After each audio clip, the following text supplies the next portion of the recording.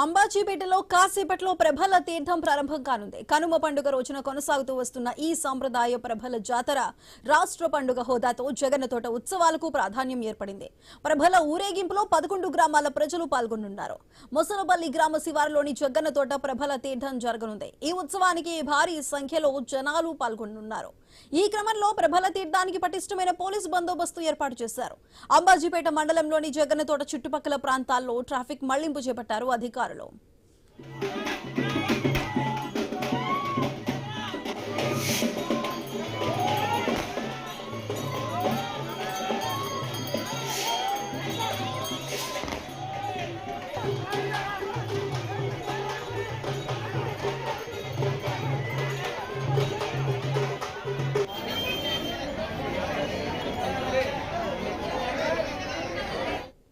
జగన్తోట తీర్థానికి ఎంతో ప్రతిష్ట ఉంది.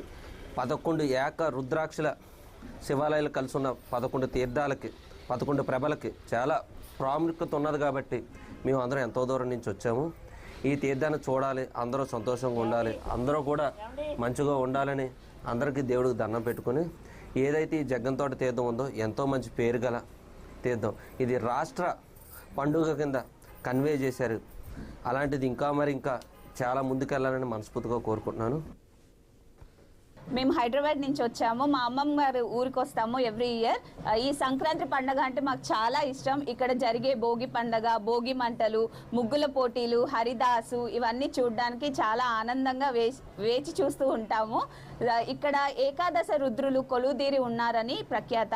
ఈ జగన్నతోట తీర్థం చూడడానికి పలు రాష్ట్రాల నుంచి అందరూ వస్తూ ఉంటారండి. నాకు చాలా ఇష్టమైన పండుగ ఈ సంక్రాంతి పండుగ. మా ఫ్యామిలీ మెంబర్స్ అందరం కలిసి చాలా బాగా చేసుకుంటామండి. చిన్నప్పటి నుంచి నాకు ఈ ప్రభల తీర్థం అన్నా ఇవన్నా చిన్నప్పటి నుంచి మేము చేసేటోళ్ళం. 450 సంవత్సరాల క్రితం జరిగిన పండగను ఈ రోజు నారా చంద్రబాబు నాయుడు గారు ముఖ్యమంత్రి గారు అయిన తర్వాత మోదీ గారి ఆధ్వర్యంలో మనకి జాతీయ పండుగ గుర్తించి రాష్ట్ర పండుగగా చేశారు. కాబట్టి వారందరికీ మా తరఫున, మా గ్రామ ప్రజల తరఫున, గంగలకూరు అగ్రహారం తరఫున, పాలగం తరఫున, మొసపల్లి గారు తరఫున, గ్రామస్తుల తరఫున అందరికీ మేము శుభ నమస్కారాలు తెలియజేసుకుంటున్నాం. ఈ పండగకి పూర్వం వేళలో వచ్చేవారు ఈ రోజున లక్షల్లో దాటారంటే దాన్ని ఎంత బాగా చేశారో మీరే అభివృద్ధి చేశారు. కాబట్టి ఇక్కడ ఈ కోనసీమ జిల్లాలో ఏకాదశ రుద్రులు 11 శివాలయాలు కలిపి ఒకే ప్రభల తీర్థంలో ఏర్పాటు చేశారు. కాబట్టి దీనికి ఇంత ఫేమస్ వచ్చింది. కాబట్టి ఈ ప్రభల తీర్థం ప్రత్యేకత ఇక్కడ జరగబోయే కోడి పందాలు కానీ, గుండాటు కానీ దేశ విదేశాల నుంచి వచ్చిన వాళ్ళందరికీ ఎంతో ఆహ్లాదకరంగా ఉంటాయి. కావున ఈ తీర్థాన్ని జాతీయ పండుగ చేసినందుకు అందరికీ ధన్యవాదములు. జగన్నతోట తీర్థం మెయిన్గా ఇక్కడ ప్రభల తీర్థం ప్రసిద్ధి. చాలా మందికి తెలియదు ప్రభల తీర్థం ఏంటి అని. సో ఖచ్చితంగా మీరు ఎవరైనా సంక్రాంతి ఎలా ఉంటుంది అని చూసుకోవాలి, తెలుసుకోవాలి అనుకుంటే కోనసీమకు రండి. ఎస్పెషల్లీ జగన్నతోట తీర్థం. అన్ని ప్రభలు ఒక చోట ఏకమవుతాయి అన్నమాట. అక్కడ ఏకమైనప్పుడు ఏంటంటే ఒక అద్భుతంగా ఒక సంబరం కింద జరుపుతారు. రకరకాల మంది, ఎన్నో రకాల మంది జనాలు వస్తూ మీరు అక్కడ చాలా మంచి వాతావరణం చూస్తారనమాట. అంబాజీపేటలో కాసేపట్లో ప్రభల తీర్థం ప్రారంభం కాబోతుంది. కనుమ పండుగ రోజున కొనసాగుతూ వస్తున్న ఈ సంప్రదాయ ప్రభల జాతర రాష్ట్ర పండుగ హోదాలో జగన్నతోట ఉత్సవాలకు ప్రాధాన్యం అయితే ఏర్పడింది. అయితే దీనికి సంబంధించి మరింత సమాచారం మా ప్రతినిధి గణేష్ అందిస్తారు. గణేష్, చెప్పండి, కాసేపట్లో ఈ ప్రభల తీర్థం ప్రారంభం కాబోతుంది జన సందోహాల మధ్య. మరి దానికి సంబంధించి అక్కడ ఏర్పాట్లు ఏ విధంగా ఉన్నాయి? పూర్తి అప్డేట్స్ ఏంటి? అంటే కోనసీమలో సంక్రాంతి సందర్భంగా 3వ రోజు కనుమ రోజు ఈ ప్రభల ఉత్సవాలు అనేవి వైభవంగా జరగబోతున్నాయి. ఇప్పటికే 11 గ్రామాల్లో ఏకాదశ రుద్రులు అర్చకులు పూజలు నిర్వహించిన తర్వాత ఈ ప్రభల ఉత్సవాలను ప్రారంభించడం జరిగింది. ప్రస్తుతం జగ్గన్న తోటకు మొత్తం 11 గ్రామాల గుండా ఈ ప్రభలు అనేవి తరలి వస్తున్నాయి. దాదాపు 5 లక్షల మంది ఈ చుట్టుపక్కల గ్రామ ప్రాంతాలంతా, కోనసీమ వాసులంతా కూడా జగ్గన్న తోట పరిసర ప్రాంతాలకు చేరుకోవడం, భారీగా పోలీసులు బందోబస్తు ఏర్పాటు చేయడం జరిగింది. మన విజువల్స్ లో చూడొచ్చు. చాలా పెద్ద ఎత్తున ఉత్సవాలను కోనసీమ వాసులు జరుపుకుంటూ ఉంటారు. ఎందుకంటే ఇది 17వ శతాబ్దంలో జగన్న మహారాజుగా పిలిచేటువంటి రాజ వత్సవాయ జగన్నాథ మహారాజు 11 మంది ఏకాదశ రుద్రులు అంతా ఒక చోట కలవాలనే సాంప్రదాయాన్ని ప్రారంభించారు. అప్పటి నుంచి ఏకాదశ రుద్రులు కొలువుకో లోక కళ్యాణార్థం ప్రతి సంవత్సరం కూడా ఈ కనుమ రోజు ఏకాదశ రుద్రులు జగన్న తోటలో సమావేశమవుతారని ప్రతీతి.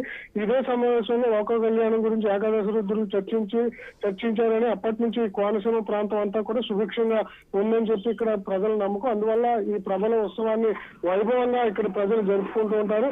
అదే గంగపర్రు అగ్రహారం నుంచి వీరేశ్వర స్వామి, గంగలకూరు నుంచి చెన్న మల్లేశ్వర స్వామి, వాగ్రేశ్వరం నుంచి వాగ్రేశ్వర స్వామి, ఇసురుమండ నుంచి రామేశ్వర స్వామి, ఒక్కలంక నుంచి కాశీ విశ్వేశ్వర స్వామి, పెద్దపూడి నుంచి మేనకేశ్వర స్వామి, ముక్కాల నుంచి రాఘవేశ్వర స్వామి, మొసలిపల్లి నుంచి భోగేశ్వర స్వామి, నెదురునూరు నుంచి చెన్నమల్లేశ్వర స్వామి, పాలగుమ్మి నుంచి చెన్నమల్లేశ్వర స్వామి, పుల్లిటేకూరు నుంచి అభినవ ఆంజనేశ్వర స్వామి, ఈ 11 ప్రభుల యొక్క స్వామి వారులను ఊరేగింపు కూడా ఇప్పటికే ప్రజలు 11 గ్రామాల ప్రజలు ఊరేగింపును ప్రారంభించడం జరిగింది.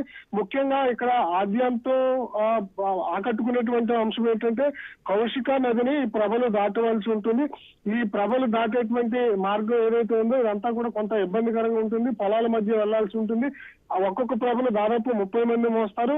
ఒక్కోసారి ప్రభ ఎత్తిన తర్వాత అది కింద దించకూడదు. ఎంత కష్టమైనా కూడా భుజాల మీదే మోసుకుంటూ వెళ్తారు. ముఖ్యంగా ఈ కౌశిక నదిని దాటేటప్పుడు కనీసం ఒక్కొక్క ప్రభని 50 మంది దాటించాల్సి ఉంటుంది. అది కూడా నీటికి తగలకుండా భుజాల మీదే మోసుకుంటూ జగ్గన్న తోటకు వెళ్ళడం, అక్కడ ఈ ప్రభలన్నీ కూడా ప్రదర్శనకు ఉంచడం, తిరిగి మళ్ళీ ఎక్కడైతే గ్రామానికి తీసుకొచ్చారో ఆయా మళ్ళీ తిరిగి ప్రభలు మళ్ళీ స్వగ్రామానికి చేరుకుంటాయి. ఇంతటితో ఉత్సవాలు పూర్తవుతాయి.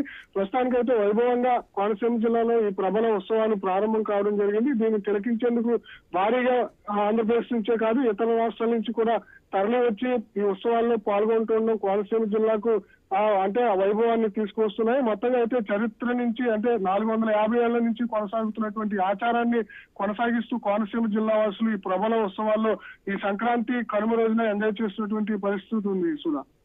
Right Ganesh, thank you.